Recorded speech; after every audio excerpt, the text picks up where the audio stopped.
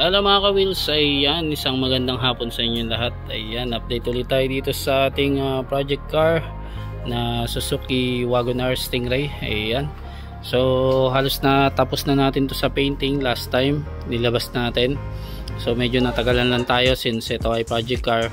Syempre inuna muna natin yung mga ating mga made to order, so ang tagal ding halos hindi nagalaw to dito. So nilagay muna natin siya dito sa malapit sa atin sa kwarto natin. Ayan, para safe naman din siya. Ayan o, ilagay muna natin dito sa dulo dahil wala, halos mapuno na tayo dito ng unit o. Ayan, puno tayo. Puro sa AutoWorks na puno. Then yung mga nasa likod, yung mga nasa made to order natin. So ito, ang kanyang pagbabago is nabapping naman natin to. Ayan, then nakakabit na natin tong gulong niya. Ayan, yung brand new mugs. And then ito, kahapon na assemble natin yung kanyang upholstery. Ayan, hindi na sana natin palalagyan to ng seat cover. Kaso ang nangyari, ingat-ngat ng aso. Marami kasing asong ligaw dito. So ayun, tinulugan din na nagngat-ngat siya dito sa second row. So maganda sana yon kung na-restore na lang sana natin back to original.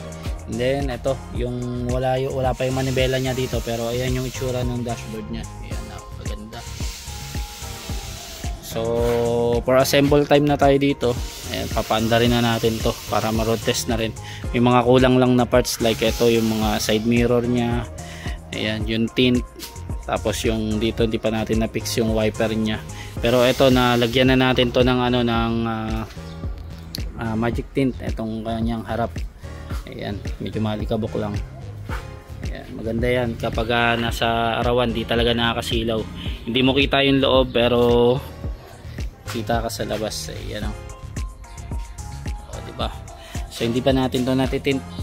Ayan, ongoing na rin siya. Ayan, ganda ng color nya. So pag naarawan to, siya nagko-color, nakikita yung mica nya. Pwede natin pakita yan, lagyan natin ng ilaw. Ayan, so ayan siya kapag naarawan na. Ayan, ganda. So as of now, yan muna ang update ng ating Suzuki Wagon-R Stingray. Ayan, si Pagi, ayan, malapit na tumabo. Ayan, antay-antay lang tayo mga ka-wheels. So sige, update tayo ulit.